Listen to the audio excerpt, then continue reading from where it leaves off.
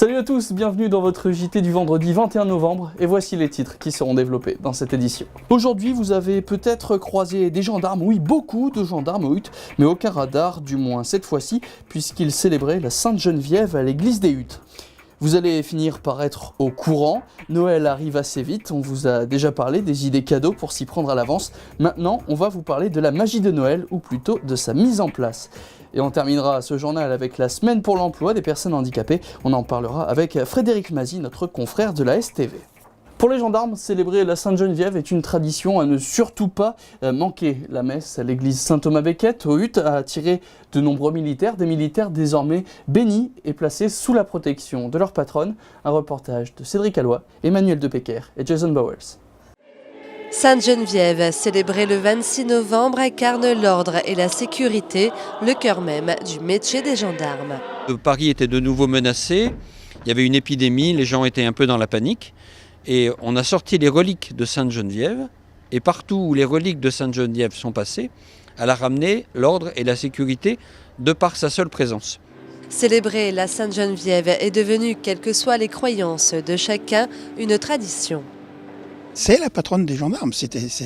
Normalement, il ne reste qu'une seule permanence en brigade pour assurer la sécurité, sinon tous les gens vont à la messe ou à la prise d'armes, ça dépend. Durant la messe, l'aumônier pratique la bénédiction des gendarmes et rend hommage aux militaires disparus. L'aumônier de gendarmerie, tant qu'il peut, accompagne les gendarmes dans cette célébration de la Sainte-Geneviève, qui est un moment de recueillement, un moment où on se souvient notamment des gendarmes qui ont été tués en service, des gendarmes retraités qui sont morts. Et à l'occasion de la Sainte-Geneviève et profitant du centenaire de la Première Guerre mondiale, une plaque en l'honneur du général Battesti a été dévoilée sur le monument aux morts. Né à Gravelines en 1858, le général Battesti fait partie des 42 officiers français morts au combat durant la Première Guerre mondiale. Que serait Noël sans sa magie? Et qui dit magie dit forcément lumière et éclairage. Et à Gravelines, les petites fées des Lumières, eh bien, c'est Rudy et ses hommes qui travaillent depuis plus d'un mois d'arrache-pied. Vendredi 21 novembre, 10h et 6 degrés. Qu'importe la température, Rudy et ses hommes ont une mission, finir de poser les éclairages. Car Noël, c'est dans moins d'un mois, alors le froid ne leur fait pas peur. Ils n'ont qu'un seul vrai adversaire. Là, c'est quand il pleut, en fin de compte. Ouais. Sinon, on aime bien, donc... Alors, le mot d'ordre au final, c'est adaptation. Pas d'horaire fixe, pas de plan, si ce n'est de tout avoir posé à leur hache. Ah, c'est toujours en fonction du temps. Aussi, il fait bon, on met le paquet et il faut poser un maximum. On fait un secteur, on fait les poteaux, il suffit que la circulation, on laisse tomber, on va autre part. On met tout le mois de novembre pour bien. On pose tout ce qu'on peut poser. À 5, Rudy et son équipe vont poser plus de 70% des éclairages de tout Gravelines. Les bateaux, les guirlandes, il y en a des branchements à faire, mais à la base de tout ça, il faut surtout innover. Et l'idée est toute simple, mais redoutablement efficace. Les motifs que dans une rue, on les met dans une autre rue pour que les gens ils voient que ça change un petit peu. L'année passée, il y avait des boules lumineuses. Cette année, on fait un petit jet d'eau avec des projecteurs LED qui vont changer de couleur. Au Huttes aussi, on change avenue Léon Jouot.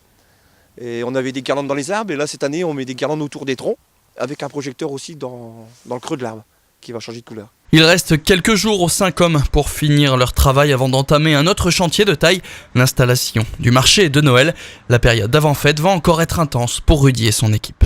On connaît la VAE, la validation des acquis de l'expérience, mais connaissez-vous la RAE? Et bien pour cela, je vous propose de regarder le reportage de Frédéric Mazy tourné dans le cadre de la semaine pour l'emploi des personnes handicapées à l'ESAT de Grande-Synthe. Léon, 59 ans, est un travailleur handicapé. Aujourd'hui n'est pas un jour comme les autres pour lui, il est évalué. Vous allez laver avec quelle eau? De l'eau comment? Non, normal. Oui, chaude ou froide? Tiède, d'accord. L'homme doit suivre les consignes de sécurité et d'hygiène. Objectif, obtenir une RAE, une reconnaissance des acquis d'expérience. Je lui demande comment il travaille, ce qu'il sait faire, son travail de tous les jours. Je lui pose des questions par rapport à... Et après on le note, on lui donne une note pour avoir un diplôme après par rapport à ses reconnaissances. Dans cet établissement spécialisé, 40 travailleurs se sont portés volontaires pour cet examen particulier. En le validant, chacun d'entre eux se construit un portefeuille de compétences et gagne en confiance en soi. Je pense que leur satisfaction n'est pas d'emblée exprimée puisqu'ils font comme nous, ils se méfient de ce qu'est cette nouvelle manière de venir regarder leur travail. Mais pour autant, très très vite, les satisfactions, ils sont heureux et fiers de montrer leur travail. Nous le sommes tout autant puisque tout le monde est reconnu à travers la RAE, aussi bien ceux qui encadrent que ceux qui réalisent. En décembre, une attestation de compétences leur sera remise. Ce diplôme leur permettra de bénéficier de formations, mais également d'accompagnement en interne. Voilà, c'est la fin de ce journal. Merci à tous de l'avoir suivi. Tout de suite, vous avez rendez-vous avec Patrice Bernard, alias Bernie, pour son émission Bernie, il est bon tuyau. Vous allez pouvoir apprendre à créer votre propre décapant en 2 minutes. Formidable. Quant à nous, on se retrouve lundi pour un nouveau JT. Très bonne soirée à tous et bon week-end sur Delta TV.